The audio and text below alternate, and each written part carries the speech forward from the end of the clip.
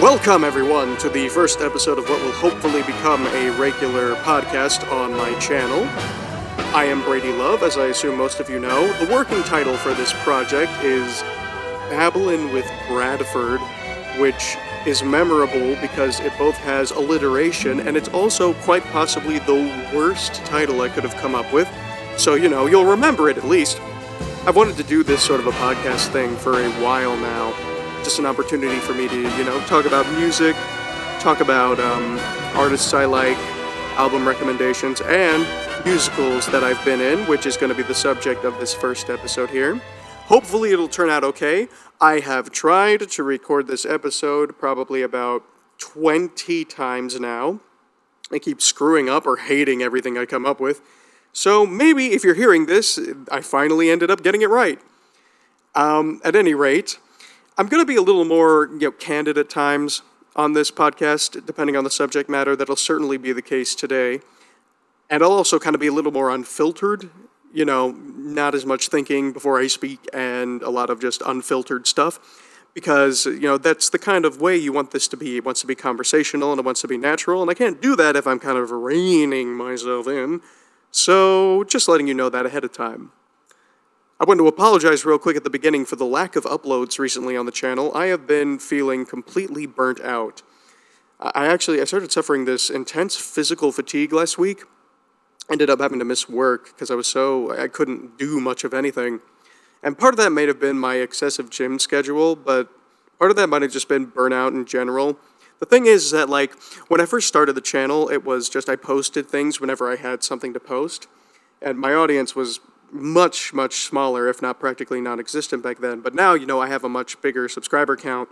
A lot more people tune into my videos regularly. So there's a bit more pressure for me to get things done than there was before. And as if, oh, you're complaining about having people to watch your stuff and having to record yourself singing? No, it's not like that. The thing is that when I go to record songs now, there's a lot more, I feel like there's a lot more pressure on me. And add on top of that, I feel like my neighbors have been home a lot more recently, and I know for a fact that they can definitely hear me because I am excruciatingly loud. And knowing that gets me very physically tense, and when you get tense, you get anxious, and when you get anxious, it's going to be hard to, sing to the standard that you want to sing. So that's been a really big issue, and the stuff I've tried to record has just not been up to the level that I want it to be. Add to that, last week, when I had this physical fatigue, I ended up going to an urgent care center to make sure that it wasn't COVID. I did get vaccinated for COVID, and I had COVID last year, but this was very reminiscent of the physical fatigue that I experienced around this point last year when I had COVID. So I just wanted to be sure. Obviously, it was all negative, so everything's all good there. Hopefully, I'll get some stuff ready for you guys soon to listen to and to watch, but until then, just bear with me. I'll get there. It's just that wanting to hold yourself to a certain standard and feeling like you need to live up to that standard can make things very difficult, which allows us to segue into today's topic, which is all about when I played Quasimodo in the Hunchback of Notre Dame. Now, like most people, my introduction to that story was through the animated Disney film. I was born right towards the end part of the Disney Renaissance when a lot of their most legendary animated films came out. And as a child, we had a lot of these on VHS tapes. Yes, I was very much around when VHS was still a viable form of home media, and I hate it because I can now say something like, back in my day, we used to watch movies on video cassettes. I hate that. I'm only 25. I shouldn't be able to say anything like that yet. Good God. But yeah, so I saw that film, along with a lot of others, The Lion King, Hercules, things like that, very frequently when I was younger. The Lion King was my favorite film for a very long time. The Hunchback of Notre Dame is not a film that I think I understood much at all when I was younger. I mean, how could I? There's hellfire in there. What am I going to know about old man has fiery boner? That's the kind of thing you don't learn to understand until much later. But at any rate, something about it clicked for me. My sister liked it as well. I have this weird memory once where my sister and we decided to have a contest to see who could hold the note at the end of Out There the longest. I remember us just standing in the middle of our house, screaming the last bit of Out There. And one of us, I'm pretty sure it was my sister, probably won because she's a woman, and it's a lot higher for me than it is for her. I think I probably ruptured a lung or something. But being that I turned out the better singer, who really won in the end? Audrey, if you're listening, that was a joke. But at any rate, I've been aware of the show for a very long time, the movie, the story, as it were. I also remember, I had this memory randomly pop back into my head when I tried to record this the other day. Apparently, I must have liked it to the point where I dressed myself as Quasimodo once. I was at my dad's house, and if you remember in the film, Quasimodo has the little figurines and the model of the town below him. He has that up with him in the bell tower. And one night, I was at my dad's house, and my sister was outside hanging out with and talking to a bunch of, local neighborhood kids that I don't think any of us actually knew. And I was inside making I had clay. I made clay versions of those figurines that Quasimodo had in the film. And then I stuffed a blanket in the back of my shirt. And I very sheepishly went out on our front porch and started just shimmying around, acting like Quasimodo, poking my head out at the group of people my sister was hanging out with, and then running back inside when they noticed me, and then coming back out and sheepishly poking my head out. Method acting, right? I was one of the greats long before I even got on the stage. I have no idea why I did that. No clue. At any rate, it's always been something I've been aware of. And in 2015, when the stage version went to the Paper Mill Playhouse, I actually went and saw it. I only saw it one time, but I did go and see it. It was obviously a marvelous production. Michael Arden was fantastic as Quasimodo, and of course, Patrick Page as Frollo. Excellent stuff. So it only made sense that I think it was 2017 when I found out about the auditions for the show, that I, had an interest in auditioning. So to talk about when I was in the show, we're going to have to go back many years to when I was in high school. So 5 years earlier than 2018. We're going to 2013, after my junior year, the summer leading into my senior year, because we have to address a couple of things about my singing voice. I suffer from acid reflux, and there is a different form of acid reflux than the heartburn most people experience. There's one where there's a valve in the back of your throat that literally, when you have acid reflux, will spit acid directly onto your vocal cords. And you can imagine that is a major detriment to anybody who's a singer, right? Well, I had that, and that developed because I had a major issue with coffee and caffeine intake, which is something that continued for many years. What happened was I would drink excessive amounts of coffee, pots at a time sometimes, and my voice would start, the upper register would be restricted. Some days it just wouldn't be able to be used at all. There was significant pain on the vocal cords, all of that. And, part of me in the back of my head always was like, this is probably to do with the coffee, but, at the time, drinking coffee, because I really liked the stimulation from it, I needed the stimulation from it.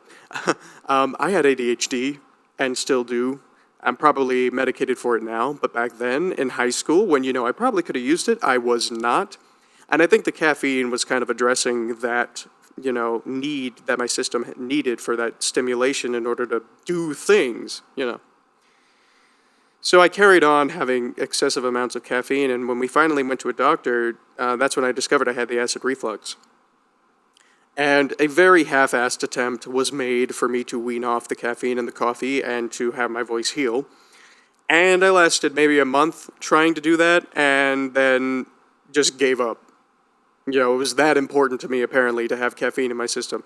You would think at some point somebody would have, wondered what the root cause of this was. I think it came off that I was just like, I just want to have my coffee. Like a high schooler would. Instead of, trying to figure out what the actual underlying issue was. At any rate, I continued on with the caffeine, and I actually lost the ability to sing pretty much for about, 6-7 months. It wasn't until mid-2014 when I got the role of Javert right out of high school that I finally, got my shit together and started taking the acid reflux thing seriously and went off the coffee completely. and then very quickly went back on it once Les Mis was over. So that was a cycle that continued on and off for many years. Now, what this caused me was a lack of confidence in my vocal stability. My mind didn't differentiate what was vocal instability caused by acid reflux versus what were vocal instabilities from my natural voice. And speaking today, having not had caffeine in, almost 2 years now, I can tell you that my vocal instabilities are very few and very far between. But for a very long time, the issues from the acid reflux affected my confidence in what I could do on stage.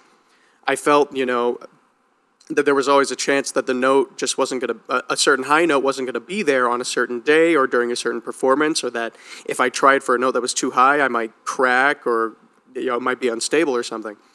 Add to that I had this anxiousness about holding myself to a really high standard.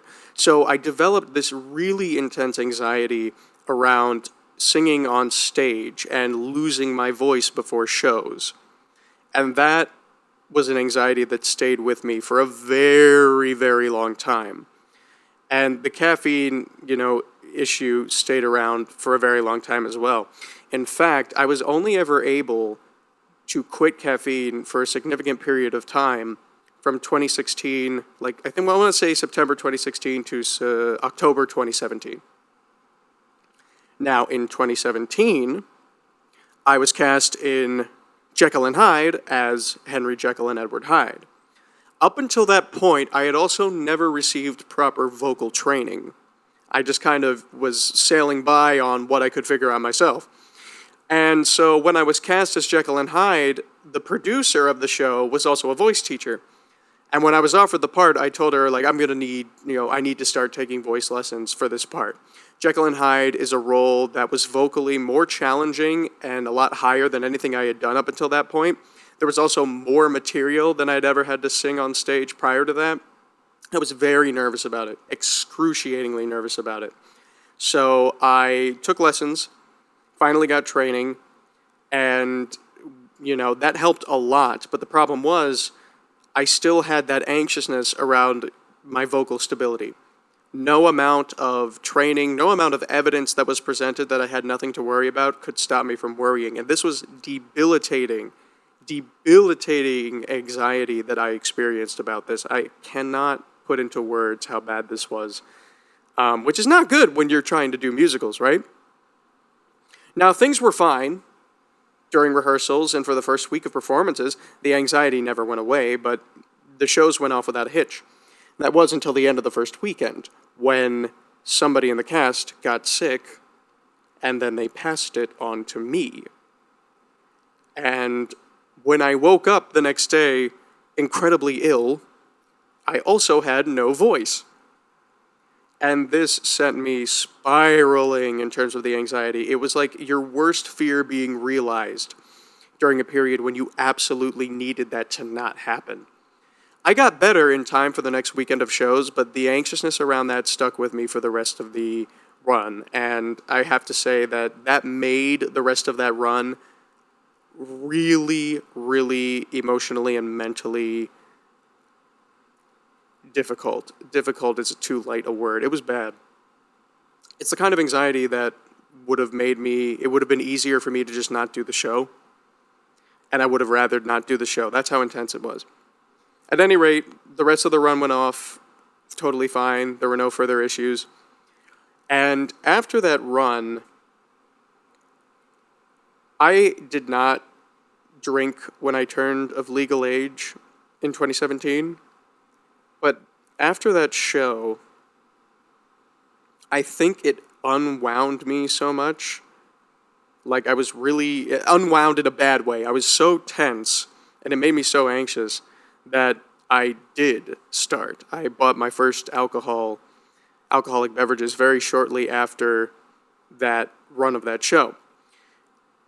And what I was hoping would just be a an infrequent thing, started to turn into a very regular thing. And since we're being candid, I'll just kind of come out and say it. I struggled with alcoholism for about a year and a half, starting from that point.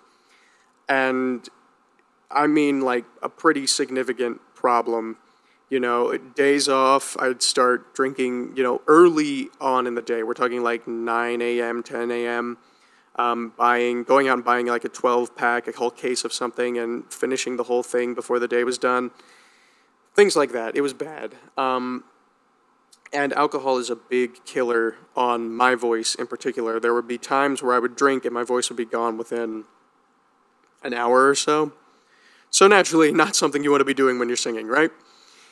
And that continued on and off. I didn't have any other theatrical engagements until the early part of 2018, so I got away with that for a while. Now, 2018 ended up being my busiest year of theater work to date.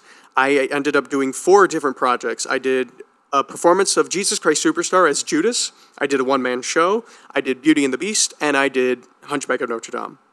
So I was incredibly busy.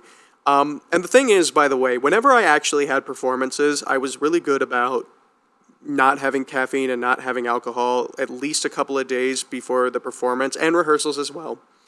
I was good about that because I knew that I wasn't going to be able to perform properly if I had those things. So it wasn't like to the point where I was sabotaging myself on stage, at least for the most part. We'll more on that later. Now, Hunchback was being done by a company that I'd never worked with before, so it was going to be entirely new territory for me.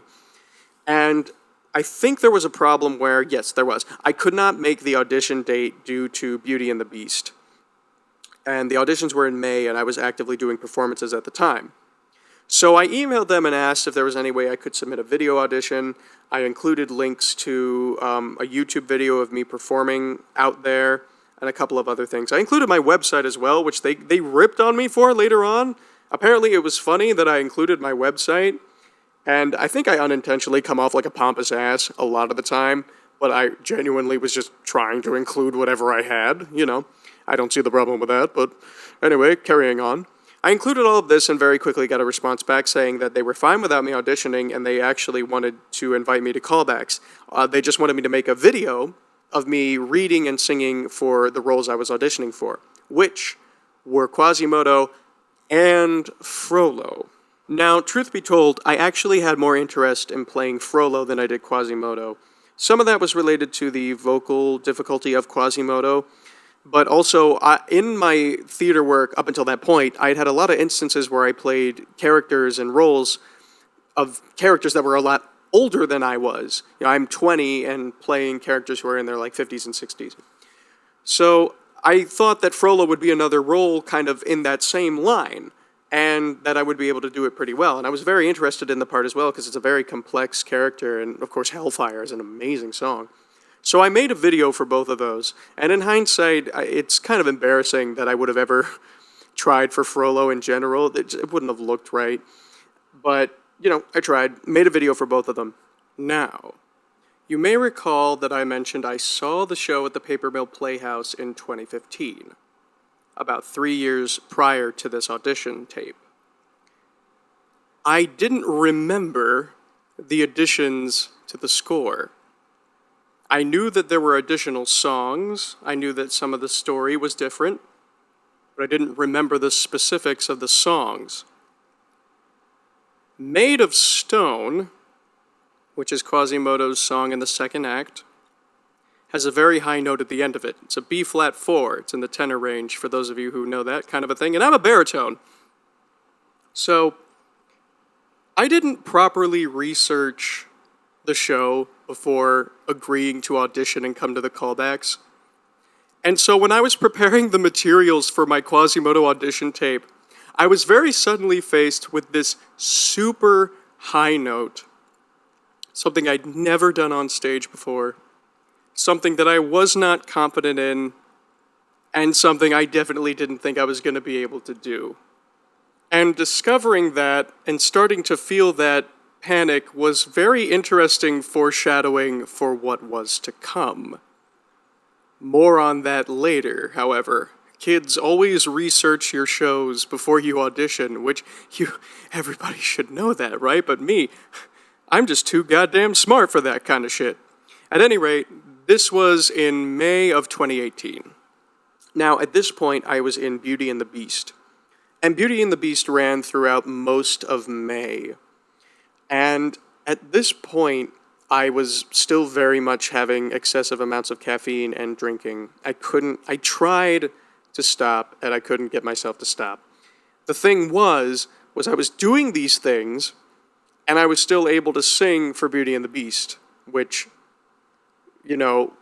seeing that I was able to get away with it, I was like, hey, so this time I don't have to stop. And boy, howdy, I didn't. I was never one to go out drinking after a show. I was never one to, have like a coffee before a show. I was having excessive amounts of like green tea and coffee before performances. After the show, I'd go home and like drink myself to sleep. Fun stuff, right?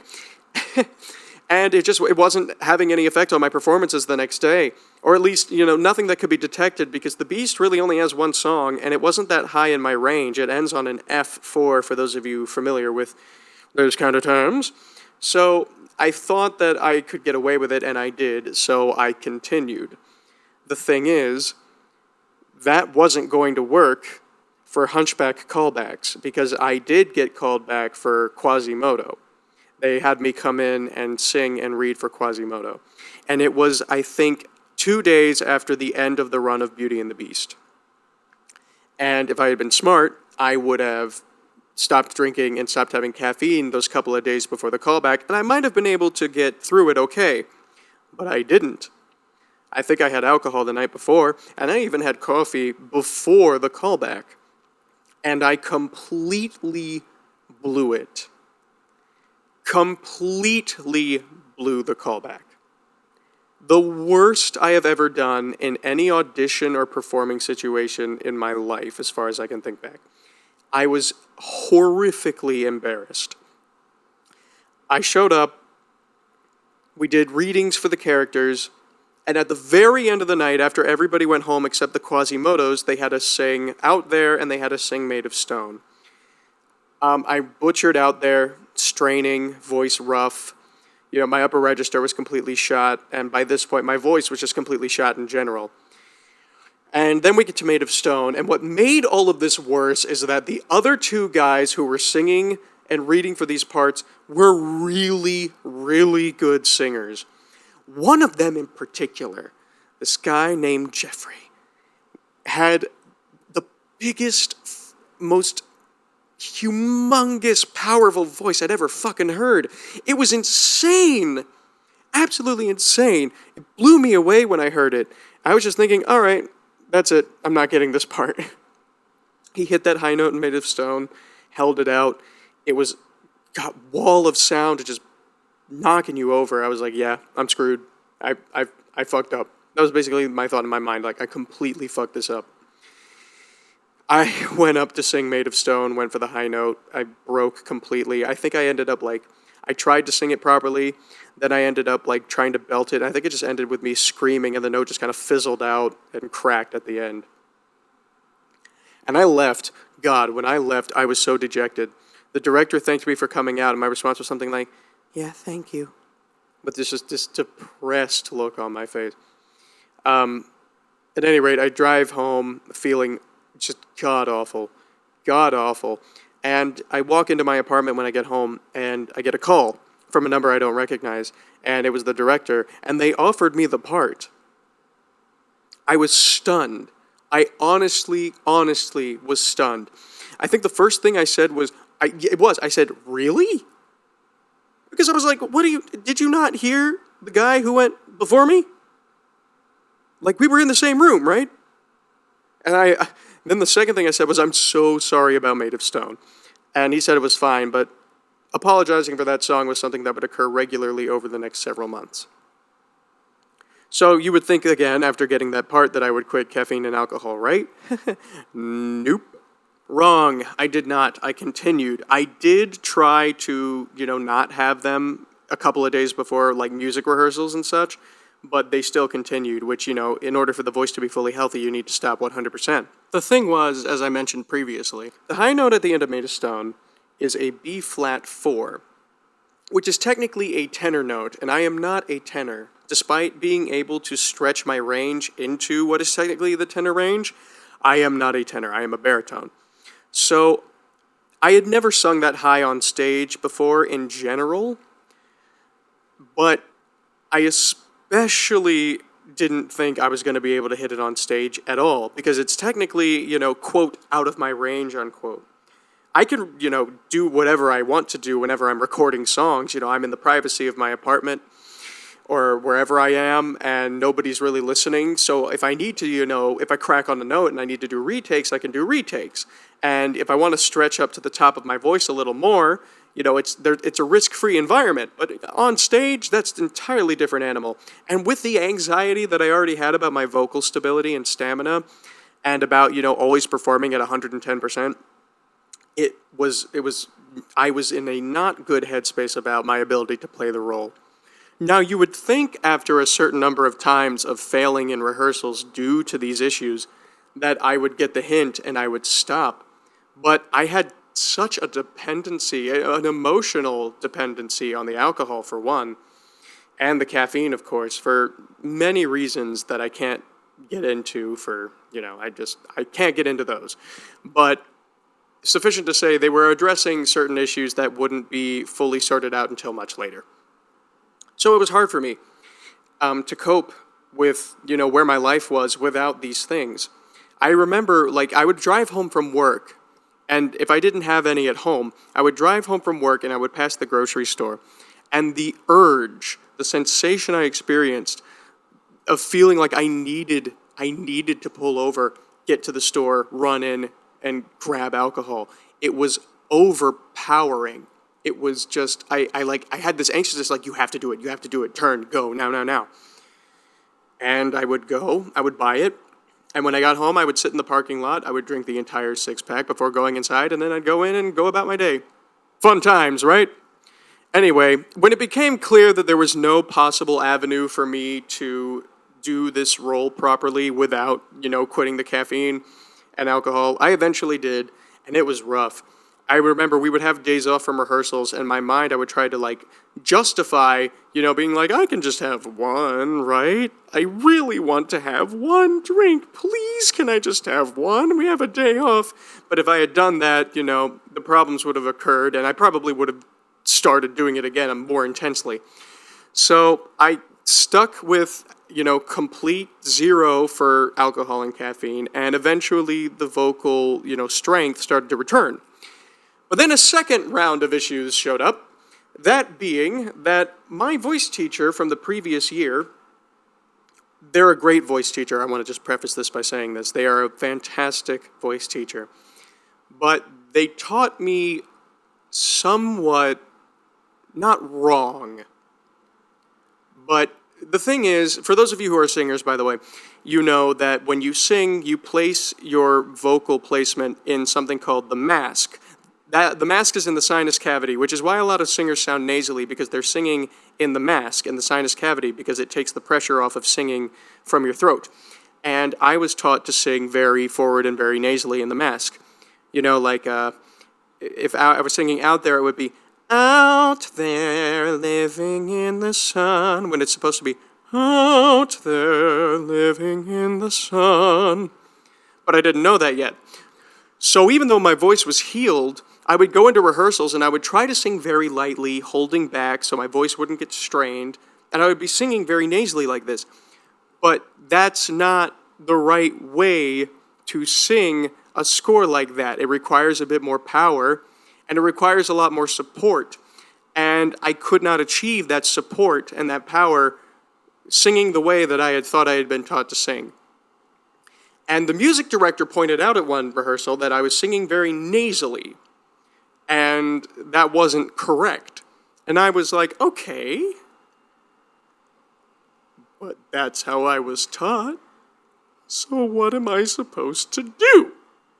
I was so confused, and I was so frustrated after I left that rehearsal.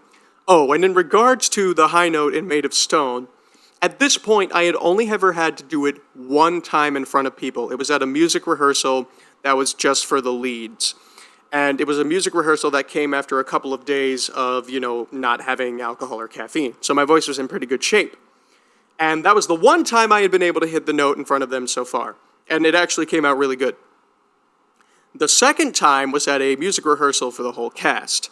This was after I had quit the alcohol and the caffeine, but I was still doing that very forward and nasally singing. And trying to sing that note that way, it would come out sometimes, but it was very weak. It was very unstable. So we get to this first music rehearsal in front of the entire cast. It was the first time I was going to have to sing it in front of everybody. And I had spent the whole week leading up to it, resting my voice as much as possible, determined to finally do it so I could prove to everyone else and myself that I could actually sing it. So we go up for the song, I'm singing it, we get to the high note, and I do it all nasally, and I crack right in the middle of the note. My voice breaks completely. As it would, of course it would.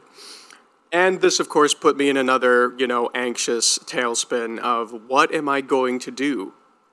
What am I going to do? I can't sing this part. I can't sing this part. There were times where I legitimately was considering quitting the show because this cast was such a strong cast. It was probably about the strongest cast of any show I'd ever been in. And it was turning out to be a fantastic show. And I was like, I don't want to ruin this. I don't want to ruin this show by being the weak link, the guy who can't sing his friggin' part. And I assumed I was just going to end up losing my voice as the weekend went on anyway, so I panicked. Now, you'll recall that the music director told me that I was singing a bit nasally, and that kind of sent me into this, well, what am I supposed to be doing? It was just like one thing after another of like, what am I doing wrong? I don't understand. And after she told me that, I went home and I was just like, I'm singing too nasally, too far forward in the mask. What does that mean? What am I supposed to do instead? So I remember I went into my bathroom and I just tried finding other ways of keeping it in around the same place so that it would be vocally healthy, but without being as nasally. And eventually, I don't know how I came to this, but I got to the place in my voice, which is what you hear in the performances of the show. I found that place myself. And I experimented with it. I sang the high notes several times to make sure that they were actually there and that I could do them multiple times without my voice getting, hoarse or weakened, and I could. And thank God I did, because this is what finally made me able to sing the role. Over the course of the next few rehearsals, like when we do Made of Stone, it still took me a while to get to a point of being able to do it right.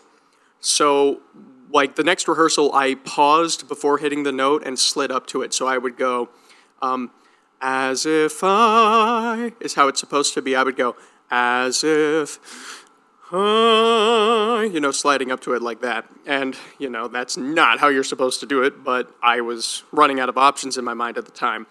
But, at home and in private, I was practicing doing it the normal way.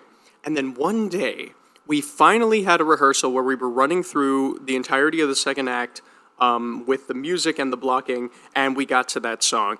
Up until this point, I had never actually been able to hit the note properly in front of the cast. So we went for Made of Stone, and it was always just like the eyes on me when it came time for that note was always so annoying. I was like, guys, stop anticipating, please. I think I've given you enough reason to doubt me at this point. But that rehearsal, I finally went for the note, and I did it normally. I slid up, I hit it, and I held it. There were no breaks, no instability. It was really strong, and I actually held it longer than I was supposed to because I was like, fucking finally, it's about goddamn time. And the cast went ballistic, screaming cheers, clapping their heads off. And the director, there's a video of this, and I love this video. You can hear him while everybody's applauding, and he yells at the top of his lung. He's like, "Yes, Brady!" Because this has been a point of extreme nervousness for me, constantly. I was always apologizing to the director for it. My doubts in myself were extremely clear, and I don't know if he was incredibly nervous about my ability to do it or not, but if he was, he'd never fully let it on. But I think it was a big thing for him as well, because he finally could see that the choice he had made was not the wrong choice. And for me, it was finally confirmation that, okay, I can do this. I will be able to do this. Kind of. So the ability to sing the score was now intact. But one thing that wasn't addressed was that intense, life-altering, debilitating anxiety I experienced about vocal stamina and not getting sick were not addressed. I worked at a job at the time that required me to speak all day, interacting with people, and that exposed me to germs all the time. People who worked there got sick frequently, especially at the time of year it was, September. So we're getting towards opening night, and my nerves start to shoot up like crazy. I stopped talking at my job as much as I could. When I did speak, I spoke as softly and quietly as I could to people like this. I avoided getting near, things that I thought would be germ-infested. I was diagnosed with OCD when I was very young, obviously, and I had contamination anxiety. So I would wash my hands a lot, and I had a lot of problems with having really dry skin and red, cracked, bleeding hands. And I hadn't had that issue in a very long time. It returned tenfold for the first time in years. So that was kind of scary as well. And it kept getting worse and worse. I bought excessive amounts of vitamins, and I took twice the amount I was supposed to take of everything. And I started carrying around emergency packets, which, again, I never actually got sick, but I was just having emergency. I was having airborne tablets. I was using multiple different throat drops. I was using Ricolas, Fisherman's Friends, this weird, obscure throat drop I found online called Vocal Zone from the UK. Just copious amounts of these things. Saltwater gargles, throat coat tea constantly with honey in it. It's all of the tricks in the singer's book. And that would sound like to some people just taking care of your voice, but it was a nightmare. It was a nightmare. It was an absolute nightmare. All I thought about at any point, 24/7, was my voice. And it wasn't thinking about it in a positive way. It was thinking about what am I going to do that's going to affect my voice and make it so I can't sing? I have this, it was so bad. It was so bad. I cannot express that enough. I was a wreck, right? It's really great looking back on these, fun times. Memories. So we get to opening night, and thank goodness it goes off without a hitch. In fact, the first weekend went really well, except for one little occurrence, which was, I always said jokingly to people in the cast and otherwise, I know I'm going to crack on that high note at least once during the run. It's just going to happen. I didn't really mean it in the sense that I wanted it to happen or that I would even be okay with it happening. I was just yeah, it probably will. And it did. It was our very first matinee. And I went for the note, and I hit the note fine. There was just a little squeak in the middle. And that sent me spiraling. The break between shows, I just kind of isolated myself from people. I was struggling to not start crying. And, not because I'm so self-centered that when I don't do 110%, it's a disaster. It was just kind of I've worked so hard. I've done everything that I was supposed to do. Why can't I just have the confidence that this will be there? And I felt like I was going to burst into tears. And you want to know, the only reason I didn't is because I knew that if I started to cry, it would have an effect on my voice. I'm not kidding. That is the reason I did not let myself cry. Just absolutely ridiculous. That was the one show that kind of didn't go the way I wanted it to. But, other than that, the performances went well. Actually, I have a funny story from the second or third week of the show. We did benefit performances. We did 2 of them. And these were always in the middle of the week. And obviously, I was just kind of done with things at that point. I was so distressed. And I was just I want this to be done. I'm so, And these benefit performances, they didn't always have a big audience. And they were kind of they were a little less stressful, a little less tense. And during rehearsals at some point, I had made a stupid reference to Colm Wilkinson, the original Jean Valjean. who sometimes when cutting off notes, he would squeak, like, 2, 4, 6, 1, that thing. And I would, do that sometimes, and they would all think it was funny. And I had jokingly, or at least they thought I was joking, said that I was going to do that on stage one night. And I was just going to sing like Colm Wilkinson for the entire show. I don't think they knew I was going to do it, but I did. For this benefit performance, I squeaked at the end of a handful of high notes. I think one of them was the end of Out There. I was like, I'll have spent one day out there. God. The best part was towards the end when Esmeralda is supposed to be, burned at the stake. And Quasimodo rescues her. And he climbs up the bell tower in front of the whole crowd of people and he screams, "Sanctuary!" In an attempt to save her. I did that, facing the whole crowd, and the second time I said sanctuary, I went, "Sanctuary!" Esmeralda, who was supposed to be, unconscious in my arms, like full-on snickers. Like, it was not hidden. But, that was about the one moment of reprieve that I got during the run of shows. That was a fun night. It was outside of the performances where I had issues. Work, everything in my job was it was becoming too much. It was taking a horrible, horrible, horrible toll on me in every way possible. Constantly thinking about, like, if I talk to this person, it could make my voice weak. Or if I'm around this person, I could get sick. Nobody wants to live that way, doing something they're supposed to enjoy. And then it came to a head during the middle of the last week of shows, I believe it was.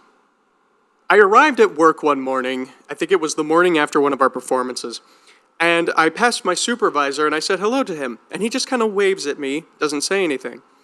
And I'm like, "Hey, what's going on? Why aren't you talking?" And he says to me in a very hoarse voice, "I have bronchitis." Terror shot through me. Mind racing. He just spoke to me. I was near him. The spit particles and his breathing could have come to me. I might have just breathed in or gotten some of his germ follicles on me. What if I get sick? If I get bronchitis and I get hoarse like that, I won't be able to sing the score. Blah, blah, blah, blah. It was what I feared. Somebody at my job was sick and they just gotten near me, and there was nothing I could do to reverse it. I panicked.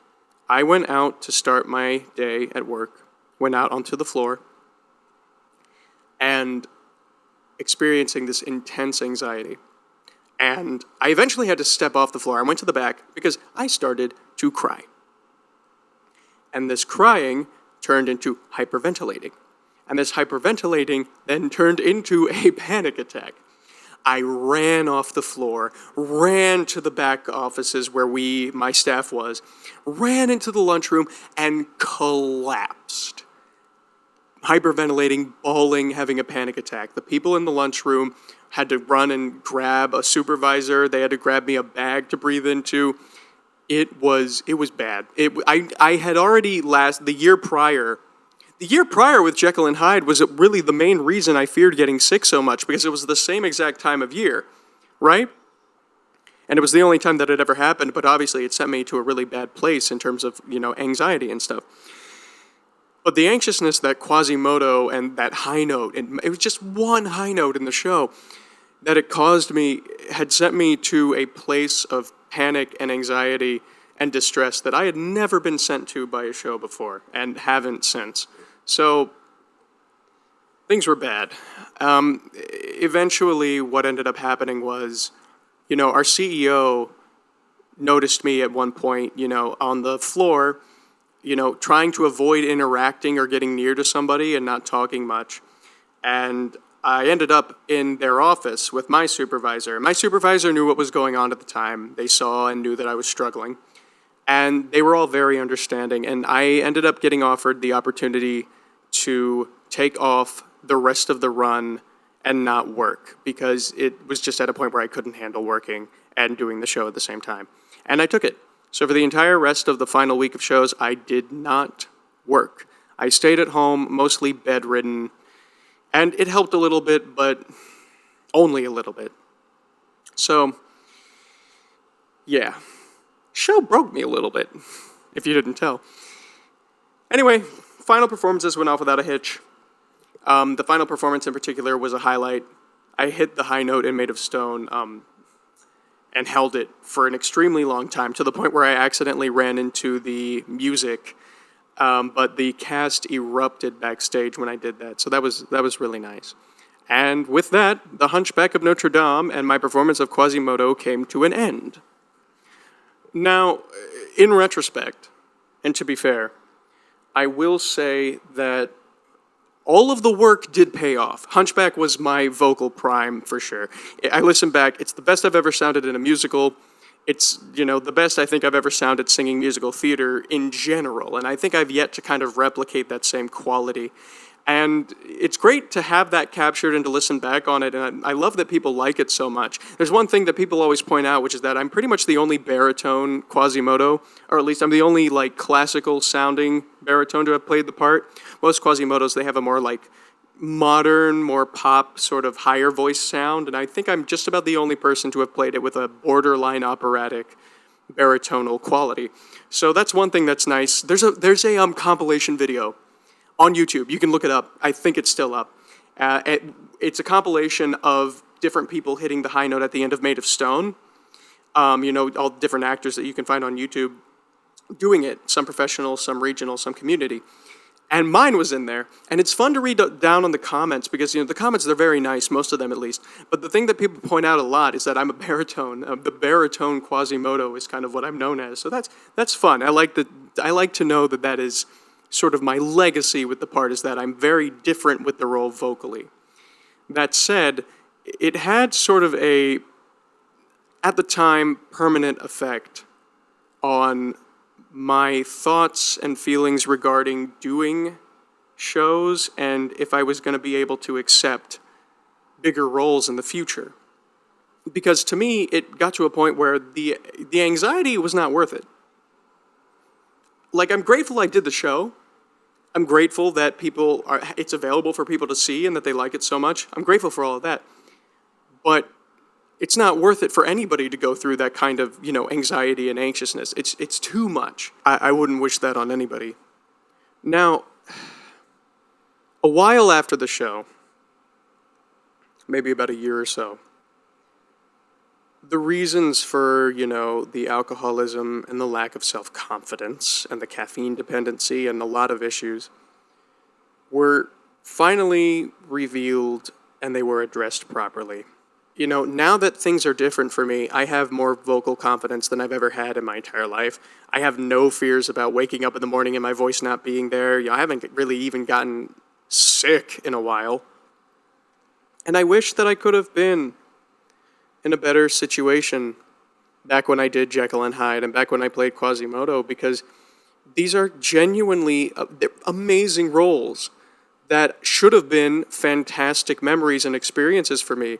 And they're tainted by, outside circumstances, the anxiety with my voice and the fact that I had no self-confidence and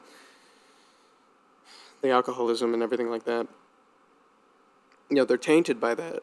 And they're tainted by the way that they made me feel. And I would love to do them again. I'd do them again in a heartbeat now. For a long time, I said I would never revisit those two roles, but nowadays, now that I know I can do it, I'm like, hell yeah, I'll do that. I'd kill that shit nowadays. Are you kidding me? I'd kill that shit like it's nobody's business. But, it's regrettable how things were, but they've all been addressed properly. I went to therapy eventually as well. Here's the thing. I was sober from alcohol for a long time during the Hunchback run, obviously, and at the cast party got completely shit-faced. But I intended to stick with the sobriety, right? But very shortly after the run, I was involved in an apartment fire. The dryer in the unit I was staying in, they hadn't cleaned, the apartment complex company had not cleaned out the vent in the back, which was packed with lint. And the dryer was running one night, and the clothing caught fire. And had I not woken up and smelled the smoke, I probably would have died from smoke inhalation. The entire apartment was covered in smoke, dust, a lot of things damaged, but a lot of things salvaged as well. And so I had to go live somewhere else. And this caused, I'd say this probably caused the alcoholism to return. I suffered from pretty intense PTSD from this. It took me a long time to feel safe and comfortable doing laundry again. I remember one day I left the dryer open in the place I was staying, and it was one of the ones where you open it, a light turns on. And I walked downstairs, saw it was open, saw the light on, and my brain registered it as fire, and I had a very momentary panic attack. I think I started crying because I was just crippled with fear for a moment that another fire, oh shit, I started drinking a lot. I would use it to go to sleep sometimes, and because it can cause an uptick in your anxiousness while it's in your system, I'd wake up in the middle of the night and I'd start having anxiety and paranoia that there was a fire happening where I was staying. No evidence for that, didn't smell smoke or anything. Sometimes I would even get up from bed and go and check. It was bad. It was really bad. I'm very happy to say, however, that didn't last. I am let me think. I'm almost 3 years sober from alcohol, I believe. I haven't had caffeine since the nodule diagnosis in 2020. I'm on proper medication to address these things now, and I'm in a really great place, and I feel really good about myself as a performer. But the effect that had on me back then cannot be understated. For example, I was supposed to audition for West Side Story after Hunchback, and obviously, I didn't want to do it. That's another very intense. I wanted to audition for Tony, who has that really difficult song, Maria, And I was like, I want to do this. But, I was in a situation where, again, I can't really say anything. It's hard to word this. But I couldn't not audition. Just like how I didn't want to accept the role of Quasimodo. I didn't even want to audition for Quasimodo once I found out about the high note. But again, I was in a situation where I couldn't not. And I couldn't really quit the show if I wanted to either, so, yeah. At any rate, so I also had to go through with the West Side Story audition. But given what had just happened, I found a way to sort of weasel my way out of it, which was I asked the directors if I could send a video audition, given the circumstances that had just happened with the fire, right? And the reason this was me trying to manipulate the situation is because a lot of times when you send in a video audition for a show, it lowers your chances of getting into that show very significantly. And I knew that because I'm sure if I had actually showed up, I probably would have gotten it because, what the hell, it's me, right? There's that pompous ass shit again, right? So I did a video audition, and I didn't even get a callback, which surprised me, to be honest. But, I didn't even get a callback. So it worked. And I didn't have to do any shows until the next year when I did another one-off performance as Judas in Jesus Christ Superstar. But that'll be a story for another day. And that's pretty much all I can say about when I played Quasimodo. It was a traumatic experience. It caused me a lot of terrible moments. But on the positive side, it's probably one of my greatest performances. It's the best I've ever sounded in a show, that's for sure. And if I were given the opportunity to do it again, if the circumstances were right and the run was a decent amount of time, not too much, yeah, I'd do it. I can easily say that now. I have the confidence in my ability to do it now, no question. I wouldn't be worried about it at all. And who knows, maybe that opportunity will come up sometime. That and Jekyll and Hyde. I really want to do Jekyll and Hyde again. I've got something to prove with that role, because I'm not happy with my performance in that show. But I've addressed that on the channel and when I uploaded the full performance. But at any rate, that's all I got for you today. I hope that was at least interesting to somebody out there listening. If you made it this far, thank you so much. Please, again, let me know what you think in the comments below. If there's anything you'd like to hear me talk about in the future, if you have any suggestions for how to improve this, again, please let me know. This is my first time ever doing something like this. And that's really all I have to say. Hope you all enjoyed it. Thank you so much, and I'll see you all next time.